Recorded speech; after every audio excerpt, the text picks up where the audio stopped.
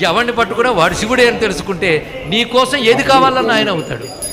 నువ్వు మృత్యుంజయుడిగా పట్టుకున్నావనుకో, నీకు అపమృత్యువు అకాల మృత్యువు తీసేస్తాడు, రోగాలు పోగొడతాడు. నీకు జ్ఞానం ఇవ్వాలన్నప్పుడు ఆయన దక్షిణామూర్తి అయిపోతుంది. మనవాడైనప్పుడు అన్నీ ఇస్తాడండి.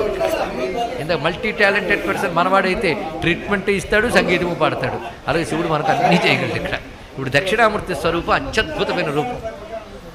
ఎన్నో రకాల దక్షిణామూర్తి రూపాలు ఉన్నాయి మంత్రశాస్త్రంలో.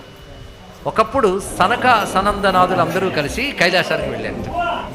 సనక సనందనాథులు అంటే చాలామందికి తెలిసి ఉంటుంది. వాళ్ళు బ్రహ్మజ్ఞానమే తప్ప లోక విషయాలు పట్టవు. వాళ్ళకి ఎప్పుడు బ్రహ్మమునే చింతన చేస్తుంటారు. బ్రహ్మముని చింతన చేసేవాళ్ళు ఆ బ్రహ్మము గురించే మాట్లాడుతూ బ్రహ్మము గురించే వింటూ అలా తిరుగుతూ ఉంటారు. అలాంటి సనక సనందనాథులు ఆ బ్రహ్మానుభూతి కోసం, బ్రహ్మజ్ఞానం కోసమని కైలాసానికి వెళ్ళారు. ఎందుకంటే శివుడు ఇస్తాడని విన్నారు. వాళ్ళు వెళ్ళేటప్పటికల్లా ఎలా కనబడ్డాడో తెలుసా శివుడు మీకు? వాళ్ళు వెళ్ళింది ప్రదోష కాలంలో.